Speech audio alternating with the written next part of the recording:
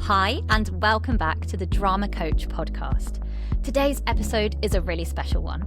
I'm joined by Richard Cambridge, an actor, producer, and co-founder of both WeAudition and VertiCast. He's also someone I've known for a really long time, and someone who really understands both the industry and the importance of supporting young performers. As always, this is about building confidence, understanding, and realistic expectations, whether you're a performer or a parent that's supporting one. So let's get into this one. Rich, it's really lovely to have you on. Hello. Really love to be on. Thanks for having me. Hi.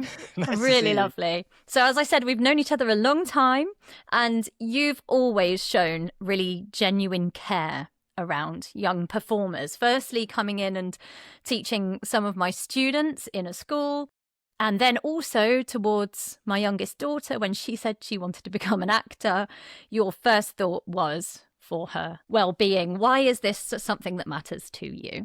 Of course, it matters to all of us. Mental health is actually something, you know this, because I've been talking about it for years. Really, really important. And as an actor, you've got to look after it because it's like sort of your muscle that's part of you that you put out there when you're being an actor, and staying in the game is really, really important. Yes, for young people, it is important because it's not real life and it's not a real job. So it is important to have some sort of perspective, because young people can think that, oh, maybe, I could be a doctor or a nurse or an actor or an astronaut or a racing driver. Those things, you should put it in those contexts, really. Are you going to be an astronaut? Are you going to go to the moon? Very, very, very few people are going to have that as their job. There are a lot of people supporting them. A lot of people want to do it. A lot of people in training. Really similar. But the most important thing is having fun. And I started out being a young person. I started out doing commercials when I was at school. So I know what it's like for a young person with aspirations. And I know how important that is for young people to have aspirations and, thoughts for the future about what they're going to do with their life and be a success. But being a success isn't necessarily being what we think of as famous on TV or a movie star, because it's changed and it will continue to change. Yes, absolutely. For anyone who doesn't know you, can you tell us a bit about your journey? You've touched upon the fact that you started pretty young, your journey as an actor and a producer, and how things like WeAudition and VertiCast came about. I appreciate there's a lot in that question. Feel free to take it bit by bit. Of course. I've been doing this a long time, but what I've been doing is acting with other things always. So I've always had something else to support my acting. Some years I've made a good living being an actor. Some years I haven't made a good living being an actor, but I've been doing other things that sort of around in that area. About 11, 12 years ago, I made a friend in LA through being an actor in LA. I made a friend who was in sort of tech and both an actor. And that's my partner, Darren, now, my business partner, Darren, who we've been doing WeAudition for just over 11 years this week, actually, 11 years. But when we started doing that, I was doing client work as sort of a bit of web design stuff to support my acting.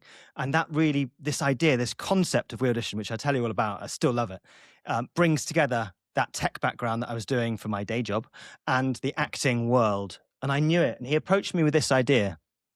Like I said, it was 12 years ago. So imagine the landscape technologically wise. There was no real broadband like we have it now. There was certainly no video chat as we have it now. But there was this emerging technology, which was that browsers could transmit a video feed. And this is before a lot of laptops had cameras like we're doing now. We're doing this interview now on video chat.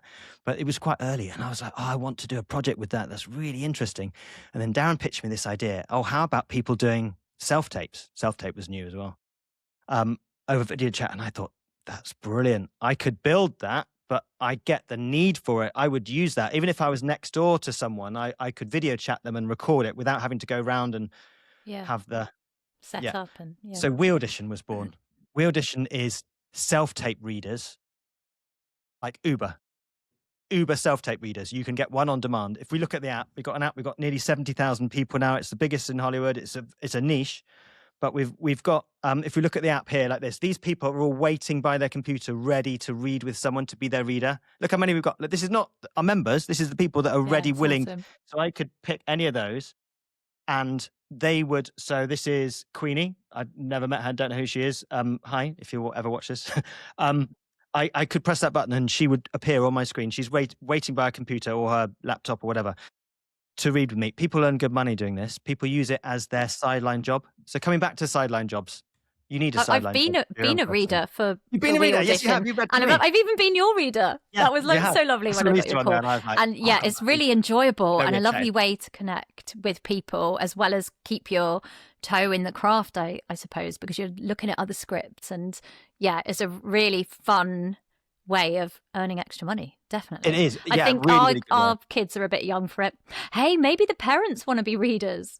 Because Maybe. after all, they are their readers, and I'd love to talk about readers, but you wanted to go. We can come back to that.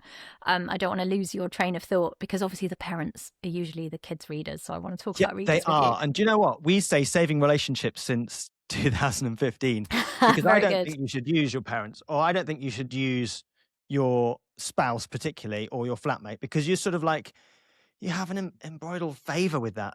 And if you use a professional reader, someone online, there's no favor. You're paying money. Or some people do it for free. You're paying $5, $10 for 15 minutes. You're paying for their time. They're a professional reader. They'll be on it. You don't have to chat around the houses about how they are and how their life is and all their woes. And you can be in the moment. You can get the script ready to sort of a semi-performance ready, or use it for rehearsal.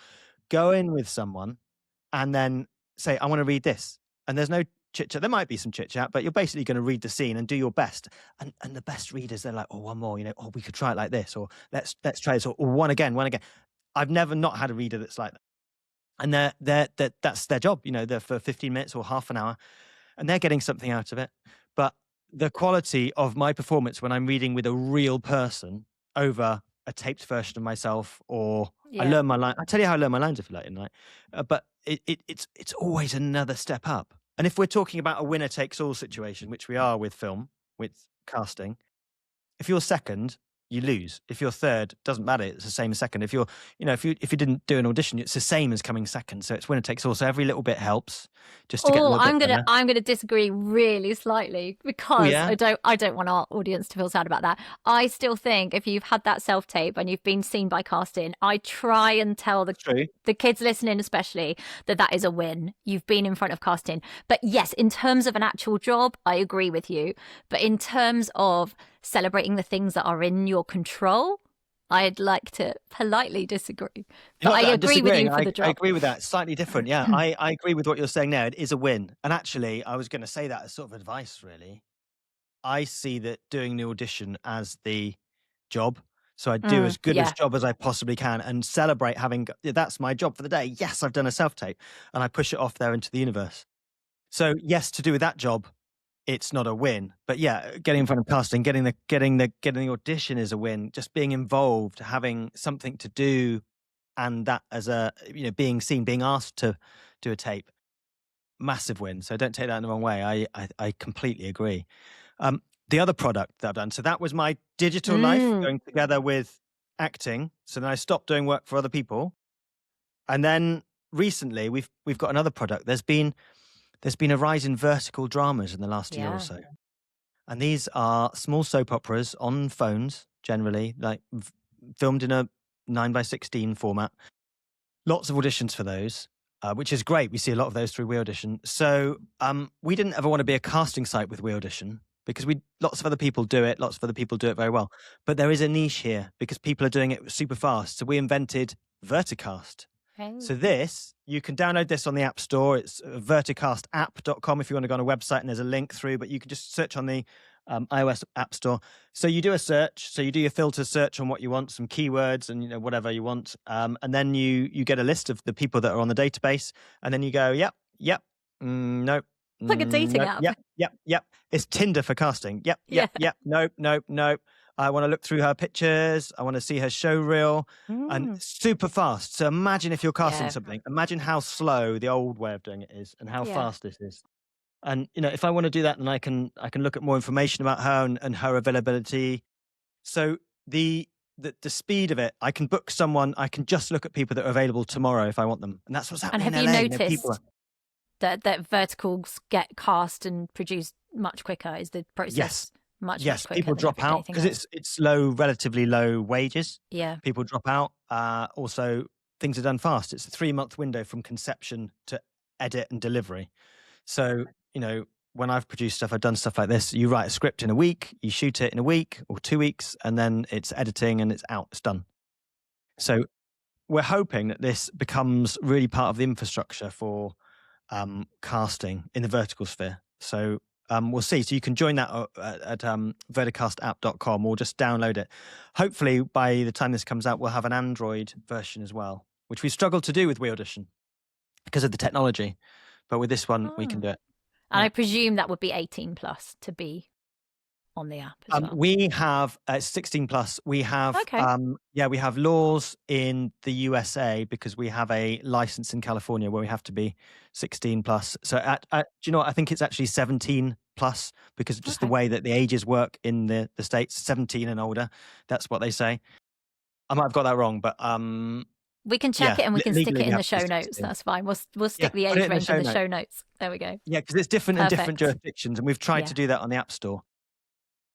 We might have said 18 plus on the app to try and stop people going in because we do have a license obligation with lots of bureaucratic bombs and stuff in America. Yes, of course. So doing business in America, very strange for an English person. So I've heard. So I wanted to talk a bit more about WeAudition and in particular being a reader. So you see all of these fantastic readers, the professional readers that are on there. We do have a lot of the time the parents being the reader for the child. They don't want to be spending out on a reader. They've perhaps coached their child. I think you and I have nicknamed Momager. I've nicknamed myself. Maybe I've got that from you. I don't know. Maybe, I don't know. Or maybe I got it from you times ago. So I do use that for myself because although my child is represented, it is obviously me going to and fro with the agent and sorting her out and sorting her diary and when we're actually going to do that self-tape, which I find if we put it in the calendar, it gets done. That's the easiest way to do it. And the rest of the family know what we're up to and try and leave us alone, which is nice. So you see all of these readers. You have a lot of readers yourself. Even if it has to be the parent, what are the qualities that we're looking for in a good reader? How can we help these parents be better readers? Okay, number one, just keep going. It has absolutely no issue. I've had a reader actually before that they get a word wrong and they're like, "Oh, sorry, can we go again?" No, don't bother. Crack on. Just try and read it. It doesn't even matter if you get the words wrong, to be honest. You just need to be roughly right. The best readers pick up on what you're doing. So I did something recently with JD, who's a friend of mine, but also my reader for something. And I sort of knew the words for this show. And I was talking about something in this scene. And I accidentally said, instead of my friend or my partner, I said, I can't remember, I said my wife instead of my friend or something. Mm-hmm. And it changed the gender of what should be in the script. And so what he did, which was brilliant, and we didn't even talk about it beforehand, is he just picked up and as he was reading the script, he just regendered all of the other stuff. Perfect. So it made sense for wife, just on that one take. So who cares if it was my wife or my friend? It doesn't matter, No. But he picked up on that. And when he referenced back to your friend, instead of, which was in the script, he said your wife. Now, an AI can't do that. There's lots of these AI programs that have floated up. They can't do that. But I'd say just keep going and also be supportive. There's loads of things. Be supportive. It's not about you as well. If you're a reader, no one really cares about you. You can support and you can give something back, and a good reader does and picks up on it, but it's not about you, it's about the other performance. So sometimes you might be able to do things that give a better performance to the person, giving it light and shade or guiding them through where it's going. And if you're on the same page, you're going to start off slow and you're going to move fast, or you're going to give it some texture. You can be part of that journey, and creating that together with a good reader is part of what makes a good reader. Parents might not be able to do that, but if you're hiring a professional reader, they do that inherently. Of course they do. Yeah, of course they do. And they'll go. Parents don't overact. They be careful they don't overact. I'm an actor and I can get overexcited. I always make sure I'm not mic'd, so that I was going to say that actually. Because you're close to the phone as a reader. If you're there in the room, you're really close to the phone, which is often the microphone. So I tend to mic my child, and then I'm behind and I'm much quieter. idea. Yeah, Darren, my business partner for WeAudition, Mike's the reader, and if he's reading in real life, a lot of the time he'll use WeAudition because he likes to have like both as clear as each other, sort of thing. So it's not. Yeah, okay. But I always do exactly what you do. So you mic yourself, so you're nice and close and nice and clear, and then the reader is slightly, Second fiddle. quieter or further Yeah. away. They don't want to be closer than the actor. No. If they're further away, it's fine. If they're the same, it's fine. I edit as well. I always bring my self-tapes into, I use Premiere Pro because I've got a license for my other work, but you could use whatever. There's lots of different systems. I bring it into an editor so I could adjust those levels if I wanted to. Oh, that's I good. generally don't. Yeah. And I don't did want to go make through a work for phase- the parents. We've got some really techie ones that love it and others that this is just a bugbear and they'd rather be in the room. So yeah, I get say that. use what works for you. Yeah. Now, if I'm realistic, we're not going to be back in the room again ever. We might be for recalls. but Recalls, there's especially no way. child recalls, because they want to Yeah. see how they interact with people in general. So most child second, the first recalls are in person. Yes, first recall. Yeah, Yeah. absolutely. But for that first thing, when I But your started first off is gonna doing be things, I was at self-tape, school. yeah. I was going up to London from the West Country every week for an audition, and I'd go up in person and for a 5-minute slot on a ridiculous, really, 100 miles. It's just not realistic now. But what it does mean time, is that a lot money, more yeah. people, they're not putting budgets in for the casting because they know that they can do it via self-tape. So the production companies don't give budget for it. So it's not, there's no offices, there's no place to do it. So whereas I was doing that regularly before, we could do it it does mean that more people are seen because you can only see a certain number of people in a day.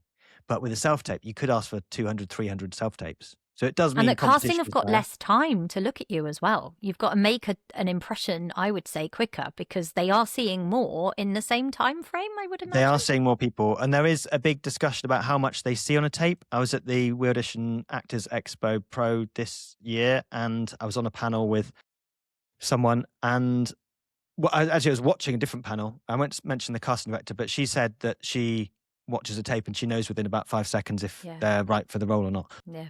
She didn't say she turns it off there or not, but if they're not right for it and she's busy, What's the point? Yeah. she's not going to watch the whole tape. And that is a big thing in the industry. People say, oh, we watch all of the tapes. We watch all of them. Someone might in the office watch every single one. Having said that, they might know in the first 10 seconds and move on. So you've got to make your best work up front. I like to do something before the scene, actually. Quite often I'll make up a few lines before the scene.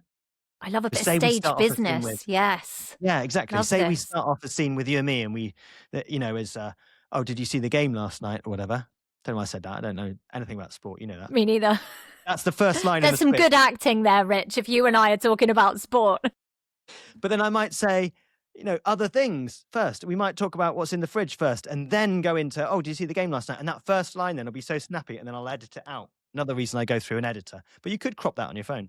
Yeah. But I find that really good. And sometimes really people nice. put a button on the end, which is a little bit extra. I like to do Yeah, I that. like that. Not always I a like that. line, but it might be a or a Yeah. walk off or a not a whatever sigh. feels No, never right. a sigh. But quite often something on the end to give it a bit of character. Go on. Why do you say not a sigh? I agree. I don't like huffs. No, people in real life much don't huffing. sigh. We all act with a sigh. Oh, God's Yeah. sake. Oh, phew. But No it's one does pretty that in real rare life. in real life. Yeah. No, you hold in your emotion in real life. You try not to Mhm. sigh.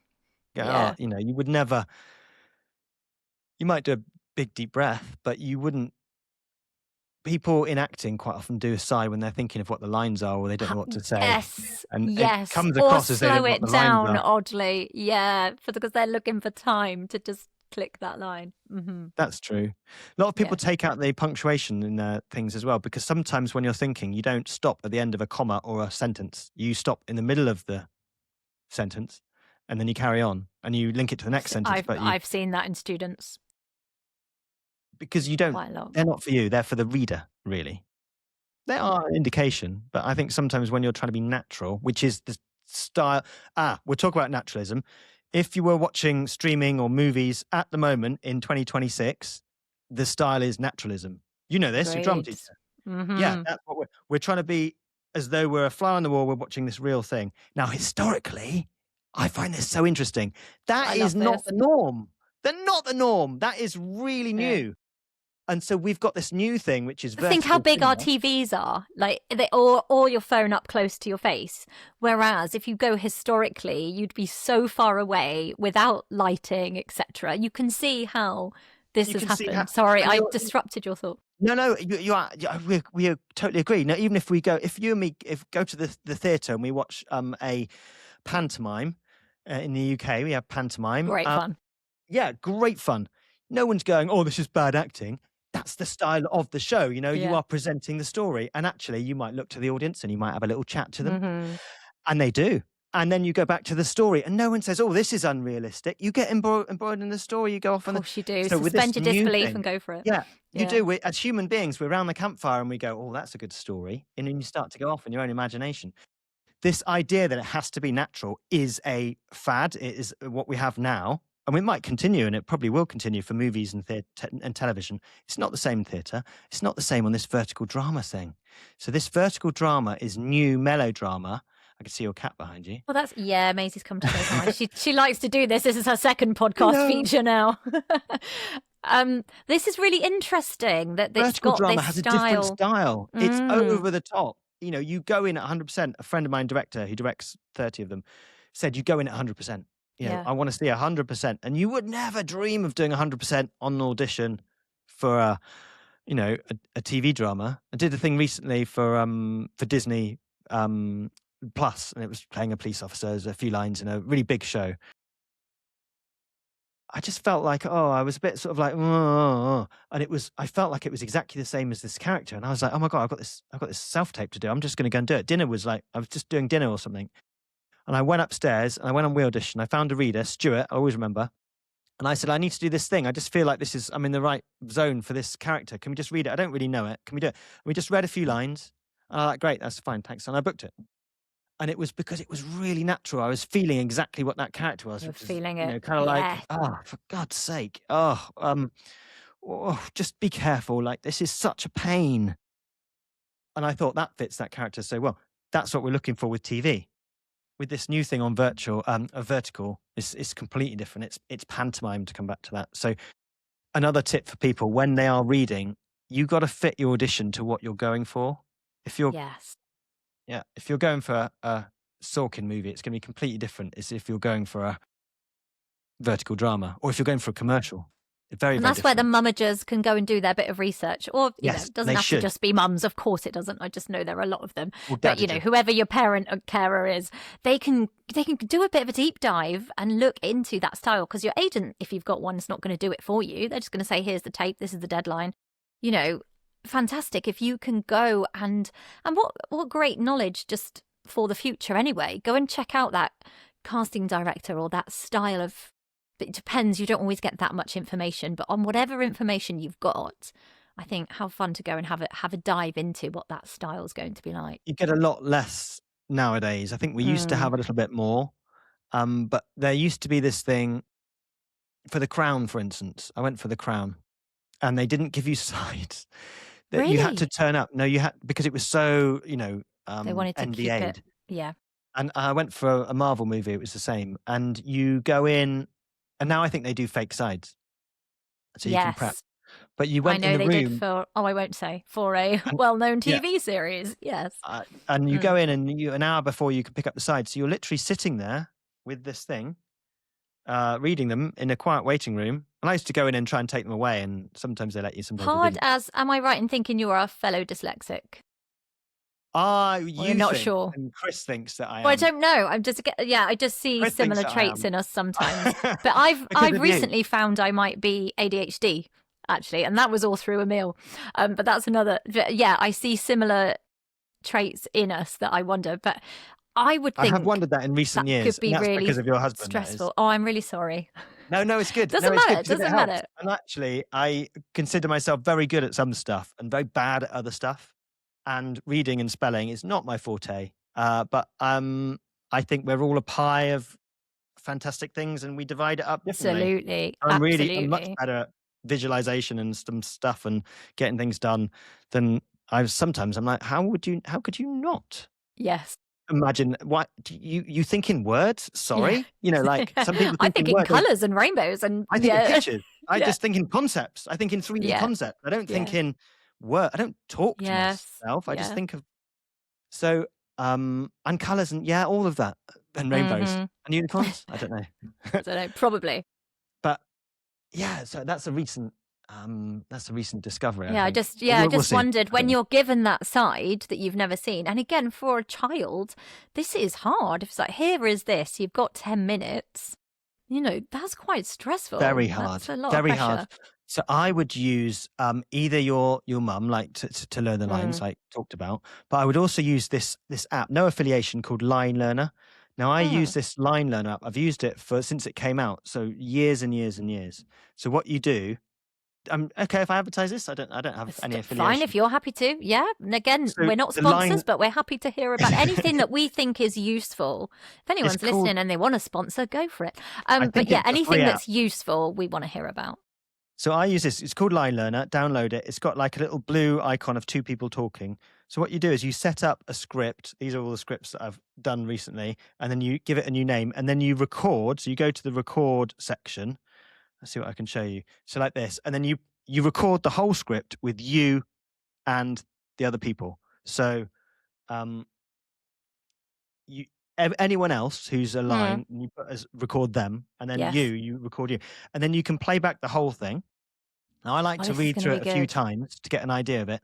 And then as you do it, you just press the left and right, left and right, left and right. And you can re-record the lines if you want.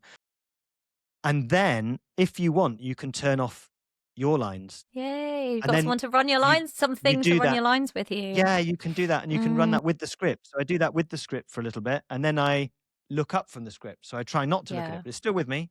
Yeah. And after a bit, you find yourself not looking at the script at all. You've got different ways of learning built in there. That's really cool. Yeah. And I'm sure you've advised lots of different people how to do it. But I find that's good because it bakes in how you feel and what you hear from the other character. You're not learning your lines, you're listening and responding.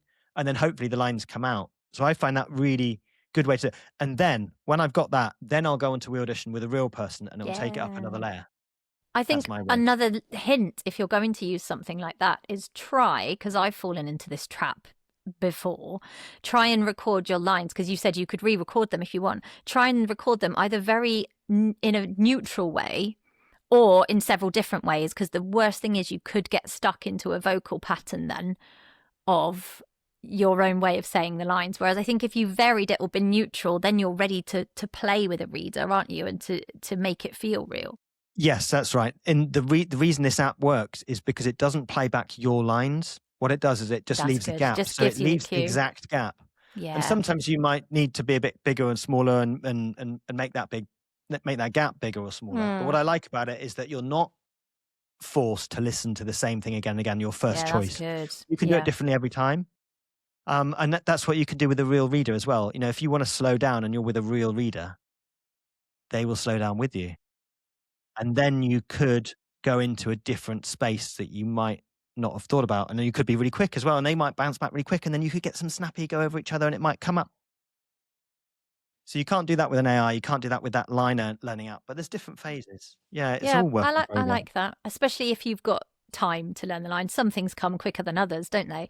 If you've got time to really embed it, that's really fun. And those reader tips that you've just said about varying pace, or I don't know what else, you gave a couple of different ways of varying. The parents, if it is the parents who are the readers, they can do that. They can take that on board and say, let's try these things when the child isn't yet ready to perhaps suggest different pace. That is something you could play around with your child just for fun. And then if it creates a great tape, then great. It should be fun. And actually experimenting and not being scared to go really quiet as well, because actually some of the best things, the volume can be up. If you've got a microphone, especially if you've got one of those little clip-on microphones, you don't need to be saying, I'm talking loudly to you as though you're on the other side of the road, but we could be talking like this, to each other because we've got microphones. I get excited and talk far too loud most of the time. I forget my inside voice.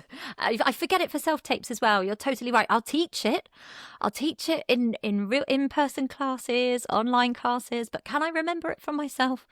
No. Sometimes your first take is actually one of the best because it does do that natural thing, and then you're not performing, you're just sometimes searching for the lines a little bit, or you're oh, you're a little bit nervous, or I don't know. Sometimes the agree. best. And the Yes. difference between your first tape and your third tape or your fifth tape or your 10th tape generally isn't very much. In the big scheme Agreed. of where you are, like, you might get a little bit better. But Don't the do 10 takes, general, kids. I reckon no, 4 don't do, max. don't. 3 If you would get be the great. words right, know it Yeah. so well that you can Yeah. do one and perform one. Because it's huge admin for your parents as well. If they've got 10 takes to then go through, you think about how much longer that's going to take. If they've got 3 to check through, that's so much better.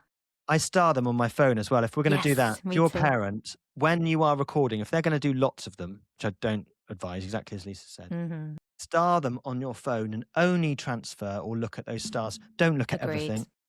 Yeah, Don't waste of look time. back at your like look back at those, but don't look back at all of them. You're not going to find something absolutely magical in those other ones. I mean, you might, but the risk Yeah, reward but it's isn't a there. lot of time.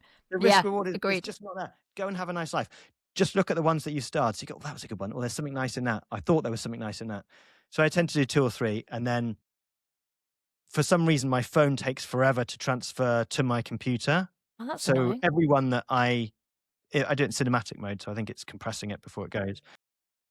Each one of those takes 2 or 3 minutes. So every take that I want to do is an extra 2 or 3 minutes. I have to sit there and wait for it to transfer across. So I'll only do, and also slate. In America, for American stuff, you always have to do a slate. Quite often I forget. So don't pack away your Oh, stuff. how annoying. Yeah. No, don't don't pack pack away till you've done your edit and sent it off. Yeah. I say this. Or you yes. could meet something and you go, oh, I've just read I in could have the done that. description Yes. he's a killer. So I did it as a romantic lead. Yeah. Oh, I've got to do it again. Yeah. Don't take your costume off and leave your kid in their costume and everything else until you've stuck it together. Or you because otherwise until you've got it. And then you time. probably want to do your slate in your costume as well. Or just do it all there and then. Do you until you're slate ready. before or after, or does it depend on the project? If they ask for something, do that. Sometimes they do. Sometimes they ask for one file. Yeah. I will almost always do a slate after I've finished, and I will put it as a separate file. Richard Cambridge _ name of character _ slate. Almost always as a separate file. That's generally because Actors Access, which is what I upload most stuff, goes on. I send it there. I will always name the 2 files the same thing, so they sit next to each other. So my name, the role, or the film sometimes, depending on what they ask for, and then usually _slate _scene, and then usually I do scene 1, scene 2. If they want it as one file, they can either ask or they can edit it together themselves. I think they most probably will. So I just do that. Then they can choose. Oh, but that's cool. That's what I do. Because most of the UK stuff we've had, or the agents wanted it in one file, so we do. If they ask, yes, they are. Yeah. If they ask, do that. Yeah, and if they'd ask separate files, we'd do separate. But that's interesting that that's your norm, whereas ours is usually slate at the beginning and all within one file. I've sometimes done my slate, taken a breath and gone into my character, and I felt really proud that I could do that. But I think that's, I don't know. I think maybe on a child that might be harsh. It's quite nice to just nail a slate and nail a scene. Yeah, I think that's better for their mental health. Also, I'd probably do it in the same accent and character as 100%. Yes. Yeah. Although the other day, I did the opposite because I'd specifically been asked to do it in an accent. So I did like a mini slate in the accent and then my like proper slate at the end. It just felt right. It just felt like the thing to Whatever do. feels I didn't want to jar it. I think, sometimes you just got to make that choice and go with it, haven't you? So we might be doing what we think is the best advice. And actually, you know your child, you know this style, you've got your agent's advice if you've got one and you go, this is the right thing to do for this tape, for this project. I'd say don't take actors' advice as well, because a lot of us don't know what we're doing. We're just doing the best we can. We're all just learning as we go all the time, I think. Yeah, doing the best all we can. Time. And sometimes you know when it's a good thing, you're like, oh, I've got a chance on that. And sometimes you think, I've absolutely nailed that, and you don't even hear back. Yeah. Who knows? Yeah. I talk about this all the time. In retrospect, when you look at tapes, you're like, oh, yeah, that was a good tape. Yeah, you can see why they cast me in that, whatever, but the time you're so invested. You never know at the time. Right, so I want to move on a little bit. That's all really, really useful self-tape and reader information. But I feel like you're selling yourself short a little bit here when you say, don't take actors' advice. I want to talk about working at a high level because I know you've done lots of this. And I'm just going to name drop. Why not? You've worked Thanks. with people like David Harbour, Orlando Bloom.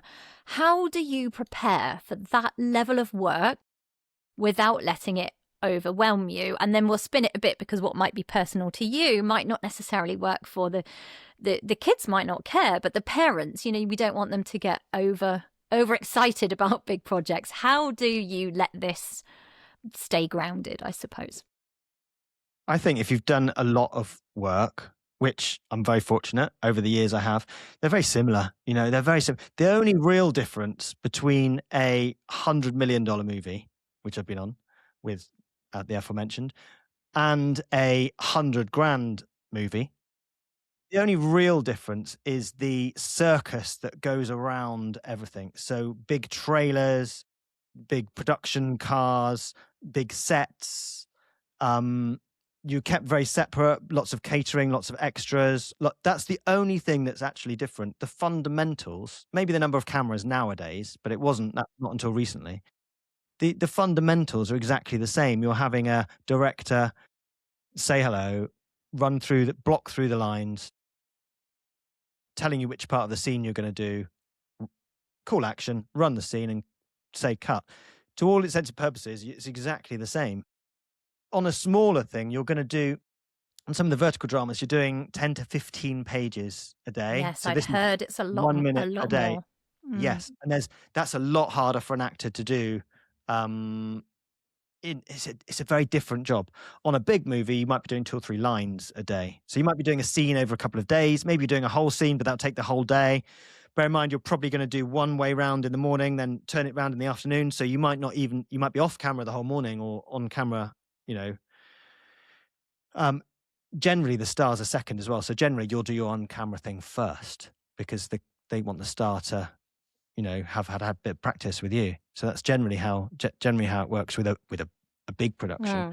On the smaller stuff, they're running a scene, 1 or 2 takes. They're setting it up probably whilst you're doing the scene before, and then you're walking into a room and doing it, or you might be going to have a cup of tea or change your costume, and then you're going back on for the next one. So you damn better know your lines. If you're doing 15 pages, if you get an audition and it's 15 pages, I'm like, oh God, that's going to take me all day to learn. And I'm going to read some of it, 15 pages. But on set, you haven't got that luxury. You've got to do your best at that number. So there is a difference. Yeah. What's the difference? On a big show, you're probably not going to hang out with your fellow people. For example, you talked about Orlando and nice chap, and David Harbour. I barely spoke to David. I stayed in the same hotel with him for 6 weeks. I had dinners with him. Everyone's working so hard doing their own thing. Yeah. Everyone has their trailers. You don't get to mix. It's not like you're going to be hanging out and being best buddies. You're working. Yeah. You're working, and they're off learning their lines because they've got really important and millions of dollars worth of weight on their shoulders. They've got to. For instance, David was doing all the lines in shows with probably 2,000 extras and 12 cameras. So he's walking on stage with a very different mentality to me, who's got a couple of lines and has been rehearsing that for the last 5 weeks. Very different. So he's obviously going to be absolutely on it, and they're at the top of the game, so they're doing that. But you don't really interact, and it's not the time for small talk unless it comes up. But on a smaller production, yes, you're going to be with the stars. Yes, you're going to be chatting with them and creating a bit of a scene together and working through it together, and maybe rehearsing it, running through a few lines beforehand, especially as the kids. You might run through it in the green room. If you have an even green room, you might have just a crew holding area. Yeah, they're very similar in many respects. You just gotta do your best and deliver your job, and not worry about anyone else's. Your job is to get the lines right, hit your marks, keep quiet about everything else. That's your job. Yep. And I think a lot of misconception for those, because we have listeners who they're just at the very beginning of their acting journey. I think a big misconception is that it's all hype and buzz and very fast, but actually there's a lot of waiting around, and that can be hard for children, and they need to make that switch of suddenly they're on, they're waiting around, and then boom, they have to do the thing. I spent a week for Gran Turismo. I spent a week in Dubai and I only filmed 1.5 days. So every morning we'd get a call at 6 a.m. to whether we're on that day. And I'm like, and so you got to be ready to do it if you're called. Yeah. And so you'd rehearse it the night before and you go to bed early or whatever, and you make sure that you're ready and you're up at 5:30 ready just waiting for your phone to ring. And that's not their bad organization. That's just how it sometimes works. When you're at a certain level, on location, and then you're there for the day and it's your thing, but then it might not happen and you might be cut as well. Yeah. That's really hard as well. When the parents have told the entire family and they're all very excited about this scene, and then it's cut. Yeah. Don't make it your Facebook update. Well, you shouldn't be sharing this kind of stuff anyway, but no, that's sometimes really difficult. I've had that reality. Happen, or your scene, your film, it might be 2 or 3 scenes or a big storyline, but actually in the edit they might decide that actually it's not very big. That was actually the Jean Charles thing. It was a much smaller character in the edit than it was that I filmed. But it doesn't matter, it's still there. You're still on the credits. You still did the job. But that is sometimes quite difficult to do. But it's not glamorous, and there is a lot of waiting. But we say, hurry up and hang on. You've got to be ready when you're ready. Hurry up, you've got to be and there. hang on. You've got to be there because there's 1,000 people waiting for you. Or hang on, just wait, because we've got to get all the ducks have got to be in a row to go. Less so on the other dramas. So talking about vertical dramas, very similar to Hollyoaks. I did Hollyoaks a while ago. Yes, and that was going to be one of my questions coming up. Was to talk. Yes, you did. That's my next question. Long form TV and Hollyoaks, and how that was for you in comparison. Yeah, tell us about that. Brilliant. So Hollyoaks, I don't know if they still do it this way. I think they do. So they shoot 3 weeks, and then there's 2 more weeks for post-production. They do the editing during the shoot time as well. So you shoot a whole week's worth of episodes, so 5 half hours in 3 weeks, and then the whole thing to deliver takes 5 weeks, including the shoot, which is phenomenally fast. Yeah, so then that means they have 5 crews. So you have crew 1, 2, 3, 4, 5. And they're all shooting continuously, so they can always pump out, 5 shows a week. And then they also have to catch some of those up for Christmas and days off and things like that as well, which is how they do it. I don't know. So you might be shooting 5 days apart. That's hard. Now, they used to it when I was doing it. It was single camera, which is just like doing a movie. Same thing. You shoot this way, and then you turn around and you shoot it that way. Now, microdramas, they don't do that. They quite often use 2 cameras. So you either shoot 2 this way, wide and close up, slightly different in the way you perform, or they cross shoot, which means they're doing a close up or they're doing a wide and both of you are in shot. If you're doing a cross shoot like that with multiple cameras, things like EastEnders and Coronation Street stuff, they do cross shooting like that. You don't need to worry about any continuity. You can pick up a cut whenever you want. It doesn't matter. It doesn't matter. Oh, can you? That's really interesting. Well, if it's cross shooting, it doesn't matter. There's no continuity. Yeah. But if you're doing it depends on if you do multiple shots as well. They can't cut between the shots. Yeah. Not doing that. You try and get it roughly the same. But if you're doing stuff that's shooting this way and then reverse, you just got to make sure you do everything. I try not to touch anything, do anything, because it's just easier. Yeah. Just don't. It's just easier. And then it will always match. Oh, that's interesting, because I did the opposite on a short film, and my character had to go browse through these books and pick up the books. And looking back, I thought, I was so hell-bent on continuity and not ruining anything. Every shot I did exactly the same thing, and I would have actually liked to have played, because she was a bit sort of surreptitious, and I would have liked so it works. I would have liked to, and if I could go back, I've learnt from that. I would go back and I wouldn't be so accurate on that and let myself play a bit more, because I feel like that stage business, as I call it, even though it's on set, it gives you something to do as well. It takes half of your mind off as well, which I think is quite good. If you've got something to do, it takes your mind off. So maybe you're not worrying about the words or thinking about the lines, because people can see what you're thinking. If I'm thinking something, you can see it in someone's eyes, especially on a cinema screen. Maybe not on a vertical, on a little phone, but you can see what people are thinking. So if I'm thinking about what lines I'm doing, it's going to come across. So I've said this to my kids. Well, not my kids, but my students, about that. TV acting, we've done the difference between theatre and TV. And one of the things is you think your thought, You think you're like, you don't act it, obviously. But yes, if your thought is, oh my goodness, what's my next line? That is going to be read just as clearly as whatever thought you're. That might be okay, but it might read wrong. Yeah, true. So yeah, but learn your lines, kids. Yeah, really learn your lines, and that's the most important thing. Doing something like a soap opera, like Hollyoaks, actually very, very similar in the way they shoot to vertical stuff. Like I say, I do like it. It's quick and it gets through, and it means that every day is different, and it's you're on your A game all the time. I like Not that. so much hanging around. Not so much hanging around. I like it. I do like hanging around in the Ritz and Dubai as well with Orlando. Oh, sure.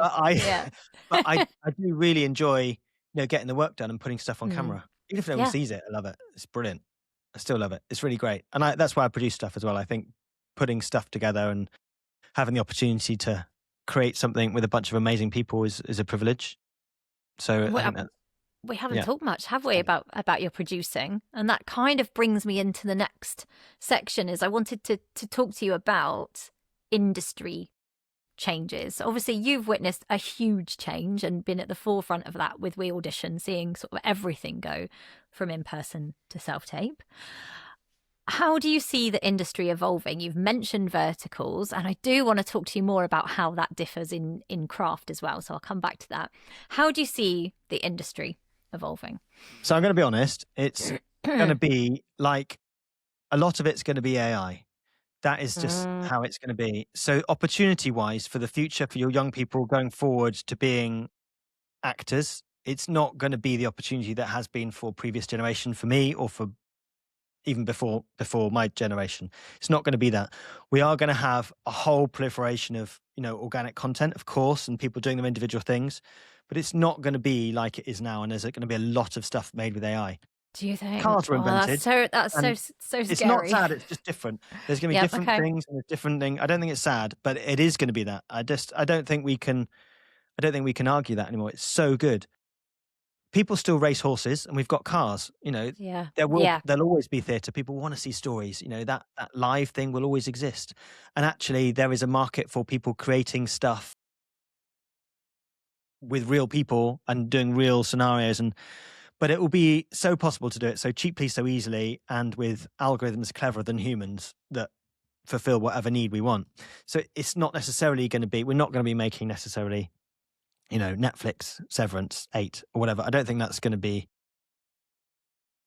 I don't think it's going to be like it is now soon. It's going to change. So that gives us possibilities and opportunities. But what I think it really does is give us opportunities as young people and as mums of young people and dads of young people to make our own stuff and to find an audience. If you want to do that, I think you should be doing that. And that's why I'm doing it. So I think you should be making your own stuff, your own skits, your own films, your own stuff, and not aspiring to be working for someone else doing their vision. I think you should be doing your own. That's a mantra for life, really. I think you should always be doing your own vision and creating your own thing. And I take that on. I've always done that with my tech, my life, and my filming. So I think it's important to do that because we're creative beings, we're creative people. And I think you should be doing that because when you're in, what are we aspiring to? If I want to be in a Spielberg film, am I aspiring to be famous? That's not going to happen anymore. Are we aspiring to earn loads of money? Well, that's null and void and nowadays. Or am I aspiring to do good creative work? Well, you can do good creative work with your friends. Yes, I was going to say friends because I can hear the parents in my head thinking, I haven't got time for this. I'm trying to hold down a full-time job and get my kid to auditions and whatever. But the kids can do it. And they did just recently, Lacey and her friends, they went and made a movie in the woods and they had they showed me, I was very impressed actually. They have got the technology and they can learn through play, can't they? Yeah. How exciting. Yeah, I wish I could have gone and made movies in the woods. Yeah. Oh my God, I had loved a little camera. I remember when I was younger, we had this we borrowed it from someone I can't remember. It was like on a VHS tape, and we borrowed a camera and put together little Poly adverts. I'm that old. I am. I remember that. If any of your mums know about that, then they are a certain age. But we used to do that, get away, and used to cut the tape. So I did an edit. I used to do that when I was younger. That creative got me into wanting to do movies, and then I was like, you need an audience for it, but now you can get an audience through Instagram, TikTok, YouTube Shorts, YouTube, all the things. There's a huge I talked about another app as well. I vibe coded something recently, which is I found someone else who's done it. It does exist on the App Store, but an app that can shoot this way and that way, because So you can vertical shoot, and horizontal, yeah, if you're just listening. Yeah. Instagram and YouTube. So Yeah. I've just coded something actually that does that. But I found another That's person that's exciting. already done it, but I might improve on it. But the different ways, there's different ways of presenting your story for a vertical audience or for a horizontal audience. There's different ways of framing storytelling. If you're in the cinema, you're going to have a different pace. If you're going to be doing stuff on vertical, you need to worry about your hook and your structure and your pacing. It's very creative. I love it. I think it's great. And actually the opportunity with Instagram and these other platforms is huge. You can possibly reach an audience. You could be 15 and reach a Yeah, same I was going to say, audience. as long as you're old enough to use it, or prior to that parent managed stuff. Yeah, and I've got a whole episode talking about protecting yourself as well, and how to deal with being online as well. So Yeah, that is check really that out if you important. You've need got to it. worry about that. Yeah. And a lot talking about VertiCast and age restrictions. We have restrictions. There are restrictions in the US on who can use some of this software. And actually, I'm a big believer for our children, my children. We don't let them use social media or devices very much at all. Because I know how addictive you they wait, you've got it. Yours are a bit younger than mine. You've got it all to come, Rich. are. I know. Yeah, but, it's hard. they're You can't not keep them allowed at up the moment. forever. But no, brilliant, perfect. Yeah. Love that. Yeah, But I know how obviously addictive my it is. I know how 14-year-old loves hers. Yeah. Yeah, it's not good for their attention span.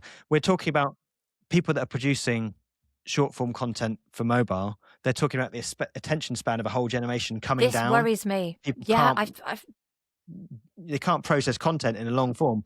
And I have to say, myself, I find it very difficult to sit through a whole movie. I generally will watch a movie at home and I'll sit it in 2 sittings probably. That might just be because of, I generally can't sit there for, it's a long time, 2 hours, whatever, sit through something. It's a lot. Yeah. So I find myself Googling the actors, though. I find myself on my phone, but it's always something, or the history of it. It's always something to do with. You're doing something on a second device because your definitely, but else. not something completely different. I'm like, oh, I didn't know that was going on in the 1900s or whatever, and just go down little rabbit holes of interest, and then miss the next bit of the film. And then you miss it. So audiences and writers are being asked in things like Netflix shows to keep going over the plot, to keep talking about it, and to explain it in a much more dumbed down way. Yeah. And writers are not necessarily very happy about it, but it's something they're being asked to do because people are on a second or even third screen. They might have a laptop, their phone, and their maybe doing a bit of work and doing their social media, and they're watching Wednesday is a good example. One of the top shows that was my friend Sophie cast Wednesday, and when it came out, it was one of the top shows on Netflix by numbers watching it.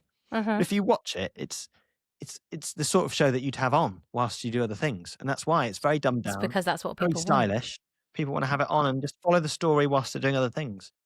So that's because we live busy lives and we've got things to get done, but also want entertainment. Yes.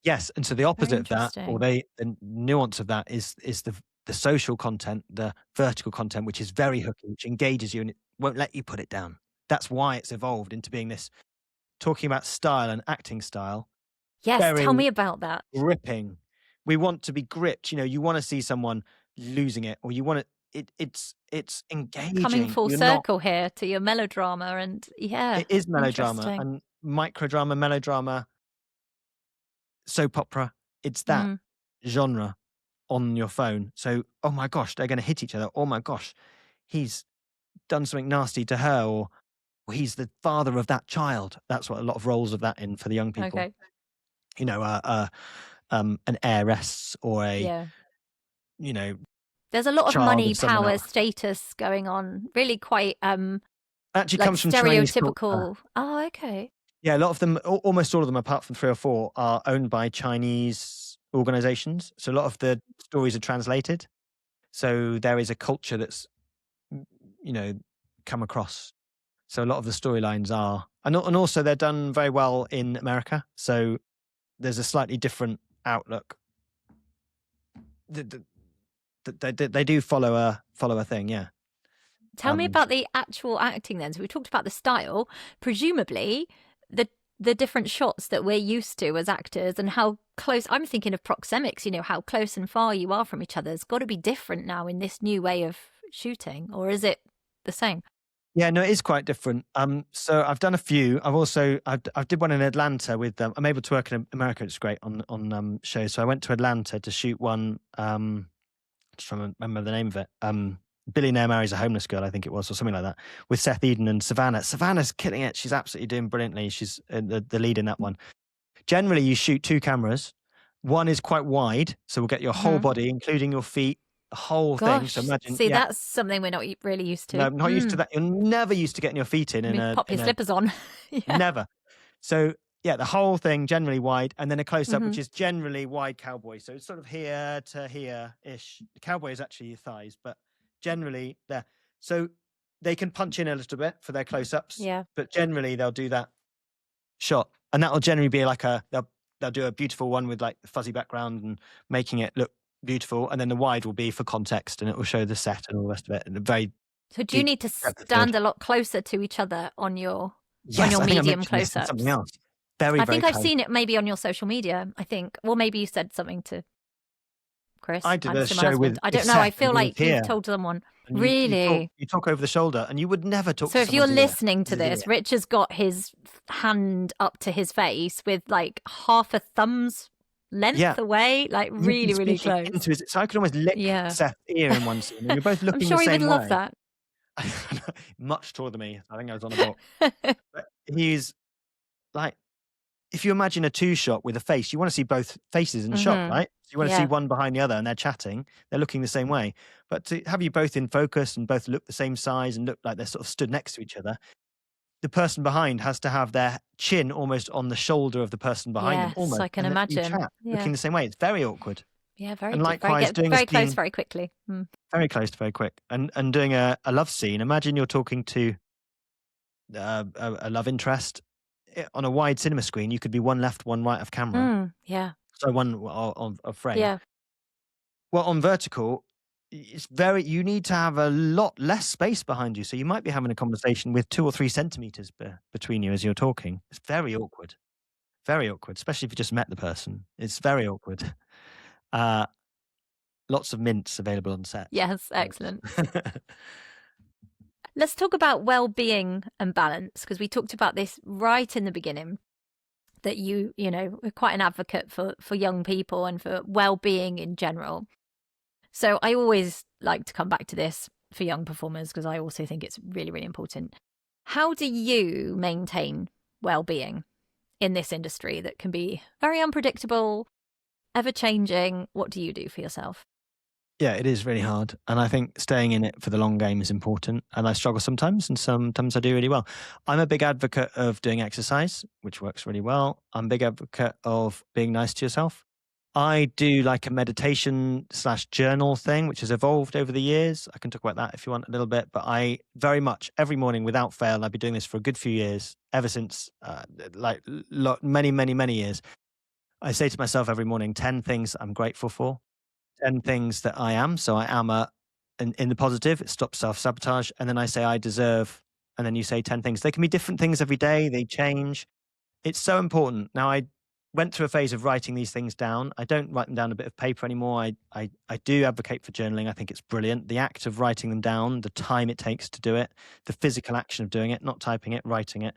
Yeah, I know writing. But you shred it afterwards or throw it away or chuck it away or burn it, whatever. But the actual writing it down, it gets it from your mind into the real world, especially if you're someone who doesn't talk to themselves in words, in concept. It's very good to put that down. And a lot of religion is based on a lot of these things, meditation and thankfulness and gratefulness and all these things. It is, over our history of humankind, it's been something that we do, whether you believe in religion or not. That they are doing the same thing. I find them very good.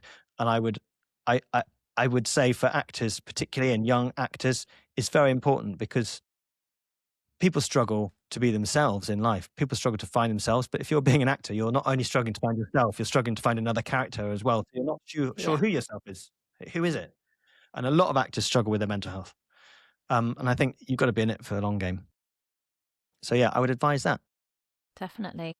Students could do this, couldn't they? Young people, we could scale it down. They could do 1 thing or 3 things, or they could even do this with a parent or carer if they wanted to. They could reflect in an evening. You could find what way works for you. It doesn't have to be 10 things in the morning, If you does it? You believe that could you're find a not way going that to learn works. your lines, if you believe that you're going to fail, you Yeah. will fail. If you believe that you're a good line learner, you're going to be a better line learner. If you believe that you're great for the role and you're going to get things incoming, you're going to look for things that are incoming, you're going to look for opportunities, and you're going to do better. Yes. And as humans, we self-sabotage a little bit sometimes. No, that's not right for me, or I'm not good enough for that.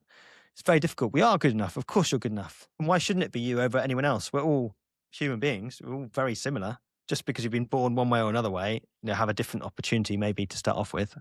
There's no difference, in us really.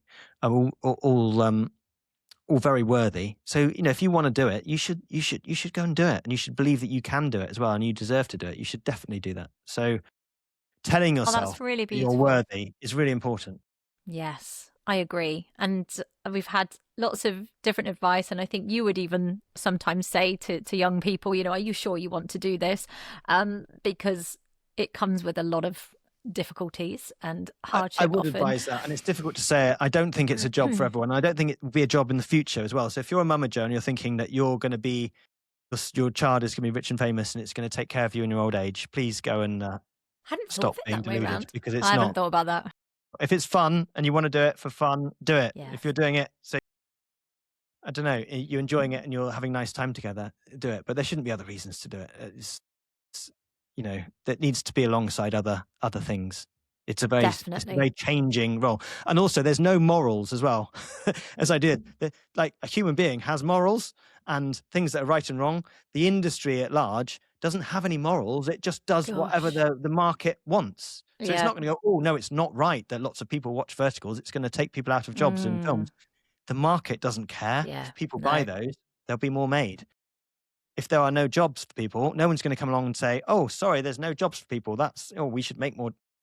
You're quite there just right. will be less. Which comes back to making your own work, doesn't it? And enjoying the craft. And if you enjoy it, that's brilliant. And that's what it should be for as well.